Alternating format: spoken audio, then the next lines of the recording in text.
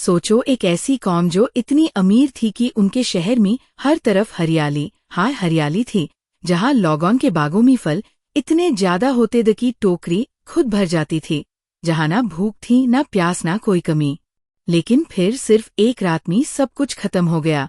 ना शहर बचाना बाग, ना उनकी शान। क्या हुआ था कॉमिस्बा के साथ? क्यों अन पार ऐसा अजाब आया जिसे तारीख सेलुलरिज्म के नाम से याद करती है? आज हम जानेंगे एक ऐसी कहानी जो सिर्फ हिस्ट्री नहीं बल्कि एक ज़बरदस्त वार्निंग है। सबा रहमत और बरकत की जमीन अरब के यमन के इलाके में एक अजीम कौम रहती थी सबा। ये लोग अपनी तरक्की, इंजीनियरिंग और जरखेजी के लिए मशहूर उन्होंने एक अजीम डैम बनाया, मारब डैम, जो बरसात का पानी जमा करके खेतों को सिंचता था। इस डैम ने उनके इलाके को जन्नत बना दिया था। कुरान बताता है कि उनके घरों के दोनों तरफ बाग द राइट और लेफ्ट हर तरफ नेमैट हाई नेमैट लॉग आराम से रहते, तिजारत होती, दौलत बह रही थी। अल्लाह का पैगाम शुक्र करो उन्हें कहा गया। अपने रब का रिज़्क खाओ और उसका शुक्र अदा करो। मतलब तुम्हारी तरक्की तुम्हारी मेहनत नहीं, अल्लाह की रहमत है। लेकिन इंसान जब ज्यादा कामयाब हो जाता है तो अक्सर गुरूर आ जाता है। गुरूर और नाशुक्री। धीरे धीरे सबा के लोग निमेटन को अपना कमाल समझने लगे। कुछ रिवायत में आता है कि वो सूरज की इबादत करने लगे। उन्होंने अल्लाह की हिदायत से मुंह मोड़ लिया। कुरान में आता है जब वो मुंह मोड़ गए तो अनपार डैम का सेल भेजा गया। यानी जैब शुक्र छोड़ दिया तो नेमैट भी चली गई। डैम का अजीब वाकिया। तफसीर में जिक्र मिलता है कि डैम की बुनियाद को कमजोर करने के लिए छोटे जानवर चूहे लाग गए। लोगों ने रोकने की कोशिश की, लेकिन जैब अल्लाह का फैसला आता है, कोई नहीं रोक सकता। ये एक इशारा था, लेकिन कौम ने ध्यान नहीं दिया। अजाब का दिन सेलुलरिज्म।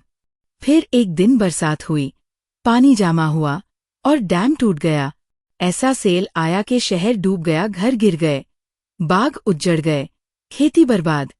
कुरान के मुताबिक उनके हरियाले बागों की जगह कड़वे दरख्त रह गए। सोचो, जहां कभी फूल द वहां वीरन जमीन। तरक्की से तबाही तक। हिस्ट्री बताती है कि डैम के टूटने ने पूरी सभ्यता का एंड कर दिया। लोग हिजरत कर गए और इलाका वीरन हो गया।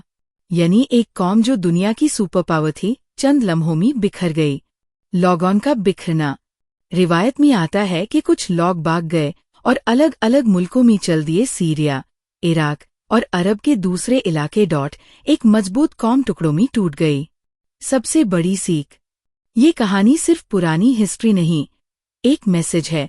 नेमैट माइल टू गुरूर नहीं, शुक्र करो तरक्की हो तो रब को याद रखो। वार्निंग माइल टू इग्नोर मैट करो, क्योंकि जब इंसान हैड पार करता है तो सिस्टम कोलैप्स हो जाता है। आज के लिए वार्निंग। आज हम भी टेक्नोलॉजी, पावर और वेल्थ पर फख्र करते हैं, लेकिन क्या हम शुक्र करते हैं? कॉमिस्बा की कहानी कहती है सिविलाइजेशन सिर्फ बिल्डिंग से नहीं, अखलाक से टिकती है। Emotional climax. सोचो, रात को लोग सोए होंगे अपने महलों में और सुबह आंख खुली होगी तो हर तरफ पानी, चीखे, तबाही। वो लोग जो कल तक अमीर द आज बेघर हो गए।